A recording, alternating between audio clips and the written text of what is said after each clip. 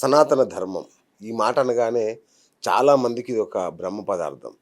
ఏంటి ఇంతగా చెప్తుంటారు వీళ్ళు సనాతన ధర్మాన్ని ఆచరించండి అని. వీళ్ళంతా హిందుత్వవాదులు ఏదో చెప్తుంటారులే అనేది కొందరిలో అంటే నేటి జనరేషన్‌కి దాని అర్థం తెలీదసలు యాక్చువల్‌గా. ఇప్పుడు మనం గ్లోబల్ విలేజ్ అని, ప్రపంచం అంతా కుగ్రామం అని చెప్తున్నాం గదా! మన సనాతన ధర్మం వసుదైక కుటుంబం అని ఎప్పుడో చెప్పింది. ఇప్పుడు కాదు, కొన్ని వేల సంవత్సరాల క్రితం. మనకొక ప్రపంచంలోనే అతిపెద్ద కుంభమేళా ఉంది. మన గంగా నది. ఇలా మన దేశం యొక్క ఔన్నత్యం అనేది మామూలుది కాదు. కానీ మన వాళ్ళకది అర్థం కాదు. ఏంటో ఏదో చెప్తున్నారు వీళ్ళు అని.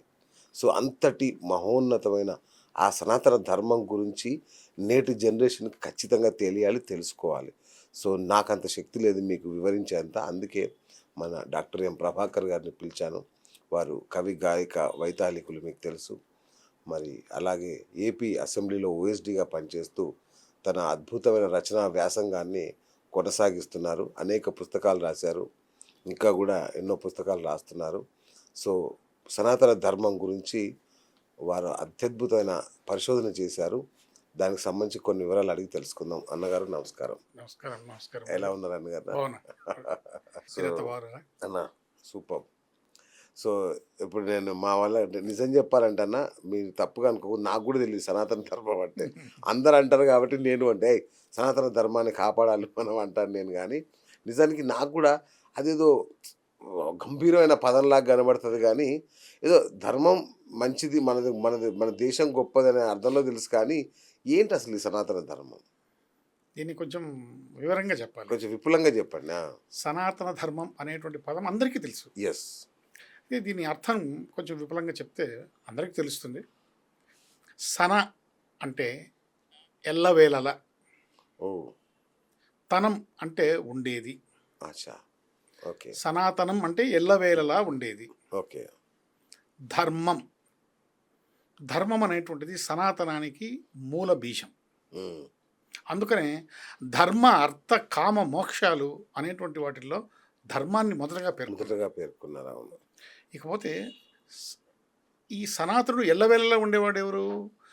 ఆది మధ్యాంతరహితుడు శివుడు. శివుడే ఈ భూమి మీద సనాతనుడు. ఓకే. శివుడి యొక్క నంది ధర్మానికి ప్రతీక. ఓకే. ఆ నందికి 4 పాదాలు ఉంటాయి. ఆ పాదాల పేర్లు సత్యం, శౌచం, తపస్సు, దయ.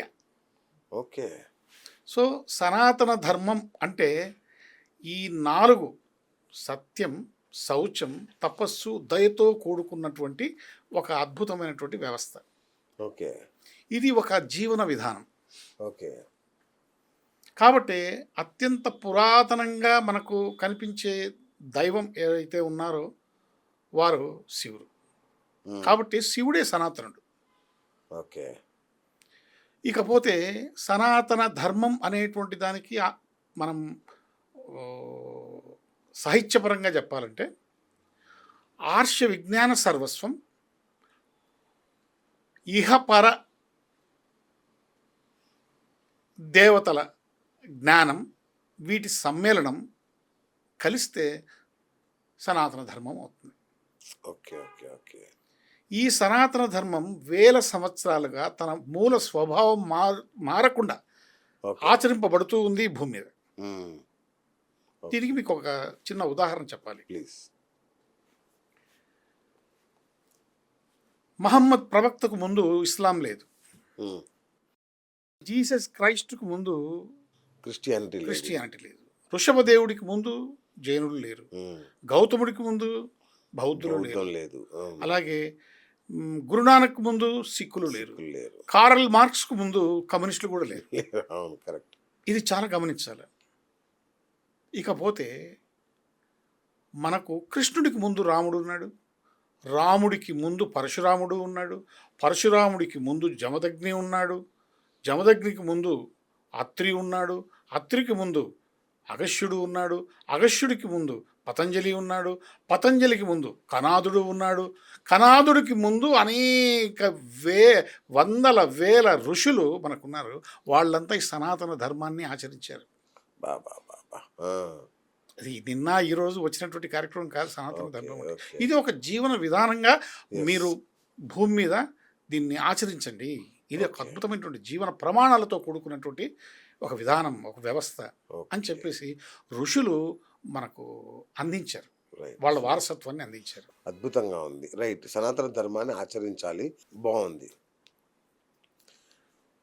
క్రిస్టియన్స్ ఉన్నారు. వాళ్ళకి ఒక బైబిల్ అని ఒకటే పుస్తకం ఉంటుంది. ఏదున్నా క్రిస్టియానికి సంబంధించి అందులో చదివేసుకుంటారు. ముస్లింలు ఖురాన్ ఉంది. ఏదున్నా అందులో చదివేసుకుంటారు. రైట్. మనకేంటన్నా ఒక 10 లైబ్రరీలు నిండినా కూడా పుస్తకాలు సరిపోవు. ఇంకా పరిశోధిస్తే ఇతిహాసాలు, ఇంకా ఏమేమో పేర్లతో కొన్ని, భగవద్గీత ప్రామాణికం అంటారు. ఆ భగవద్గీత చదువుదామంటే ఎవరికి అర్థం కాదు. పోనీ దాన్ని అర్థం చెప్పించే వాళ్ళు లేరు మనకి అందుబాటులో. మనకెందుకు ఇన్ని గ్రంథాలు? అంటే కన్ఫ్యూజ్ చేయడమేగా. కన్ఫ్యూషన్ ఏం కాదు. ఇక్కడ ఏమైందంటే హిందూ సనాతన ధర్మంలో అనేకమైనటువంటి పరిశోధనలు చేశారు మన ఋషులు. హ్మ్. వేలాది సంవత్సరాలుగా, యుగాలుగా. ఓకే. వాళ్ళంతా మనిషి ఎక్కడి నుంచి వచ్చాడు, మరణించి ఏమైపోతాడు, జీవన విలువలేంటి, దైవం ఏంటి, ధర్మం ఏంటి, ఆత్మ ఏంటి, ఇహ పరలోకాల పరిస్థితి ఏంటి, ఇవన్నీ అంశాల మీద చాలా సమగ్రమైనటువంటి పరిశోధనలు చేయడం జరిగింది. ఓకే ఇలాంటి పరిశోధనలు క్రైస్తవంలో జరగలే, ఇస్లాంలో కూడా జరగలే. ఓకే. వాళ్ళు చేయలే. హ్మ్. ఈ ఋషులు సమాజ శ్రేయస్సును దృష్టిలో పెట్టుకొని నిస్వార్థంగా దర్శించి, పరిశీలించి, అనుభవించి ఆ యొక్క విజ్ఞాన సర్వస్వాన్ని, ఆ యొక్క ఆధ్యాత్మిక విజ్ఞానాన్ని మనకు అందించారు. ఓకే. ఇంత విజ్ఞానాన్ని మనం ఒక్క పుస్తకంలో కుదించడం సాధ్యపడదు. ఓకే. ఓకే. రైట్. ఒక్క పుస్తకము ఎన్ని ప్రశ్నలకు సమాధానం చెప్పగలదు? హ్మ్. మీరే చెప్పండి. ఒక్క పుస్తకము ఆధ్యాత్మిక దాహాన్ని ఎలా తీర్చగలదు? అవును. ఒక్క పుస్తకము మన మెదడులో నుంచి వచ్చేటువంటి అనుమానాలకు నివృత్తి ఎలా చేయగలదు? కరెక్ట్. కరెక్ట్.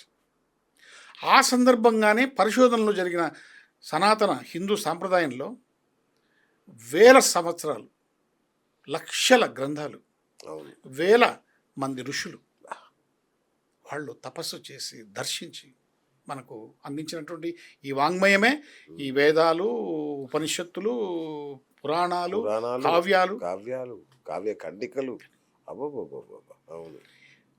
ఒక్క పుస్తకంలో నిజమే, నిజమే. ఇంత జ్ఞానాన్ని కుదించడం కరెక్ట్. సాధ్యం కాదు కాబట్టి ఇంత ప్రతి సవివరంగా, అంశానికి అవును. ఒక గ్రంథాన్ని విస్తృతపరిచి వారు మనకు అందించడం జరిగింది. మనం వారికి ఈ సందర్భంగా కృతజ్ఞతలు తెలియజేసుకోవాలి. నిజమే, నిజమే, నిజమే. వాళ్ళు నేరోగా ఆలోచించాలి, సమాజ శ్రేయస్సును ఆలోచించారు. అవును. అది సనాతన ధర్మం యొక్క గొప్పతనం. హ్మ్.